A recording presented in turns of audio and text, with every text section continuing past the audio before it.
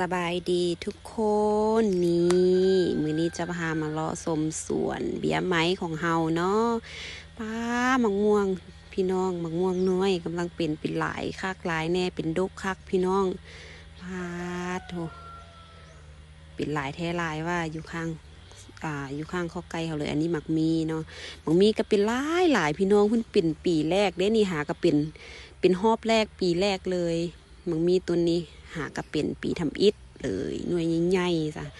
ต้นนี้นี่มีอยู่ประมาณเกือบ10 หน่วยพี่น้องนี่มะม่วงนี่ดกคักดกแน่เลยนี่อันนี้จะเป็นมะม่วง3 ฤดูที่เขาปลูกไว้เนาะนี่ถัดมาก็จะมีนี่อันนี้จะเป็นน้ำดอกไม้ตัวนี้กำลังเป็นมากเลยพี่น้องเป็นมากหลายปีนี้ปีกายนี้เพิ่นก็เป็นแต่ว่าเป็นน้อยปีกายนี้แต่ว่าปีนี้นี่เป็นหลายมีแต่หน่วยใหญ่ๆเลยกำลังใหญ่นี่เป็นแต่สะอ่อนคัก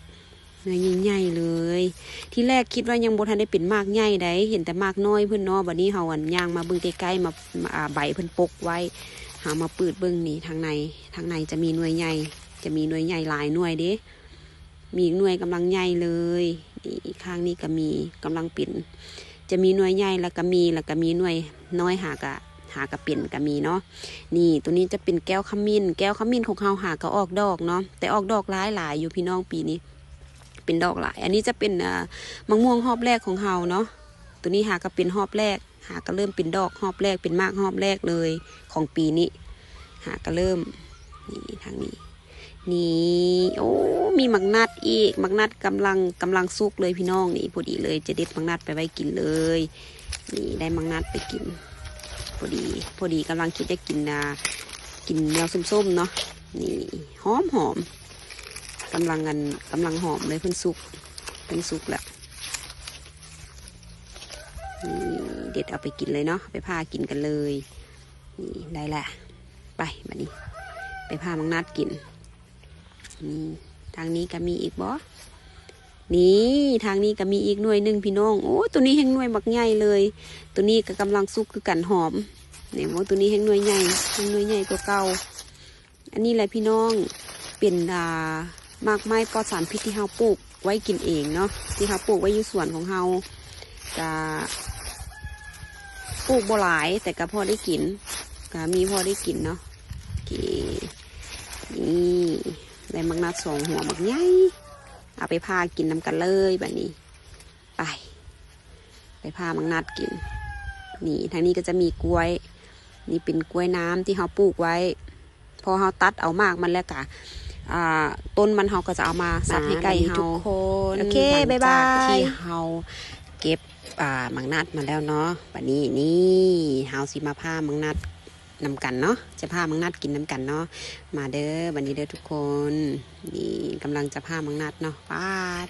พาหน่วยใดพาหน่วยน้อยก่อนเนาะกินคนเดียวเดี๋ยวหน่วยใหญ่นี่เอาไว้ปาดปันลูกกิน นี่เฮามาลองปาดน้อยๆกันซิมลองเบิ่งก่อนว่าเป็นจังไดรสชาติจะหวานบ่อุ้ยหอมอยู่เด้ทุกคนหอมมีกลิ่นหอมเนาะมังนัดสดๆเลยมังนัดธรรมชาติเฮาปลูกเองมาผ่าลองซิมน้ำกันว่ามันจะหวานจะหอมจะแซ่บบ่นี่เอาหน่วยน้อยไปก่อนเพราะว่าหน่วยใหญ่นี่เอาไว้ปัดลูกสาวกิน เอาไว้ปัดกินมื้อแรงเดี๋ยวลองซิมน้อยๆก่อนมาลองทาซิมน้ำกันเลยนี่ปาดก่อนปอกขึ้นก่อนนี่บอกเปลือกออกก่อนเนาะทุกคน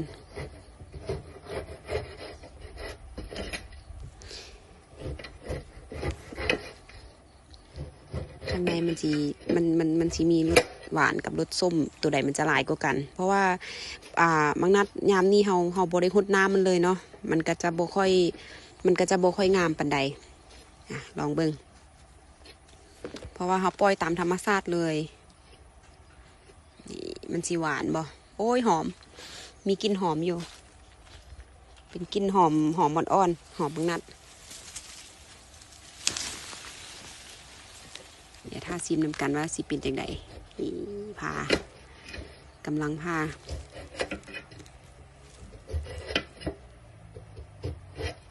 ก็ยังมีหลายหน่วยอยู่พี่น้องยังมีหลายหน่วยอยู่ที่ว่ามันยังบ่สุกเนาะ เฮาปลูกไว้ก็พอได้กินก็พอได้เก็บกินนี่มาลองชิมมึงเลยนี่มา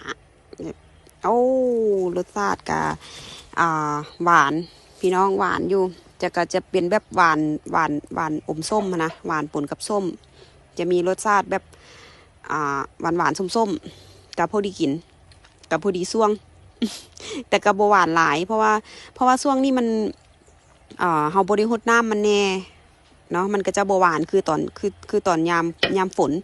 มันก็จะบ่หวานหลายคือตอนยามฝนถ้าเป็นช่วงยามฝนนี่มันก็จะแบบหวานซ้ำๆน้ำนะจะแซ่บกว่านี้เนาะแต่ว่าถ้าเป็นฤดูนี้ก็ถือว่าโอเคเพราะว่าเฮาปล่อยตามธรรมชาติเลยรวมๆก็ถือว่าโอเคพี่น้องก็ถือว่าแซ่บอยู่เนาะเป็นมังนัดธรรมชาติของเฮาเองอยู่สวนเฮาเองปลูกเองปลอดสารพิษปลอดภัยหายห่วงบ๊ายบายแล้วพบกันใหม่คลิปหน้าเนาะบ๊ายบาย